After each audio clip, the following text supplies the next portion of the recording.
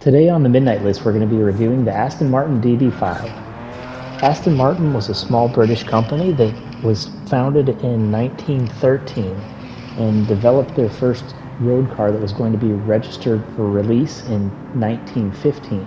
But World War I got in the way and the manufacturing was moved towards airplanes for Sopwith. After World War I, Martin and his wife revitalized the company and dedicated themselves full-time to Aston Martin. The vehicles were great on the racetrack and had a great reputation, but the production models were slow to release and came out sporadically. Because of this inconsistency, the company struggled financially and ended up changing hands a few times before World War II, where its focus again went towards the war effort, and they focused on making aircraft parts. After the war, the company was bought by David Brown in 1947. David Brown is where the DB gets his initials. The DB3, which is also available in this game, is a racing roadster, but the DB4, 5, and 6 were grand touring cars.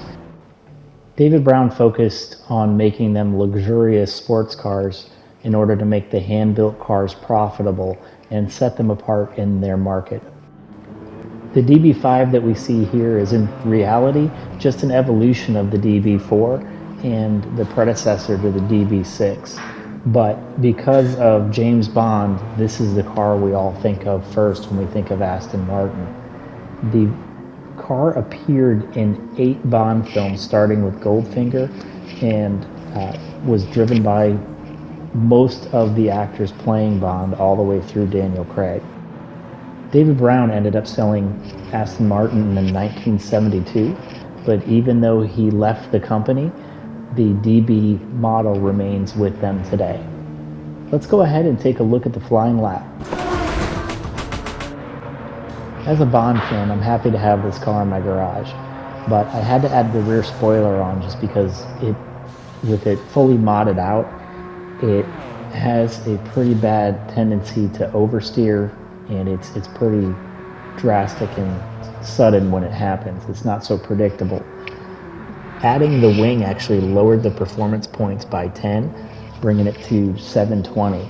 Without the wing, it comes up to 730, but it's difficult to control.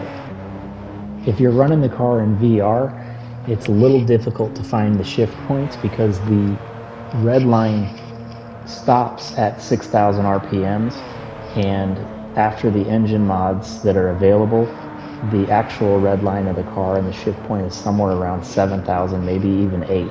But you just have to kind of listen to the motor and try to shift before it hits that rev limiter. Tire wear on the vehicle is pretty reasonable, with the front wearing at 20% and the rear at 40%. The fuel will last you 3 laps for sure, and almost up to 4, but you would likely run out on the very last strip. The vehicle could be driven at Spa successfully if you switch to medium tires. I removed the rear wing just because I don't like the look of it. Then I used the power restrictor to drop the power below 700. While racing, I was decent on fuel, but I dropped it to fuel map 4, which gives you plenty of power to beat the competition and lets you use tires as your determining factor for pit stops. The drop in power also makes the car a little bit more forgiving on the corners. We're coming up to the final stretch here. Let's see how we did. We ended up crossing the line at 2 minutes, 2 seconds, .084. So that puts us way down in 17th, which isn't bad for a car of this era. And this isn't going to be a car that you're going to be buying for grinding or anything like that. But it is an option to run at Spa, which is nice. And it gives you a little bit of opportunity to play with something a little bit different.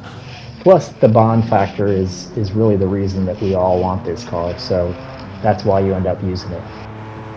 I'll have the setup we used here at the end, so feel free to copy it if you like. But I made the car a little bit more stiff, which is part of the reason it's a little bit less forgiving. So you may want to leave this one a little softer.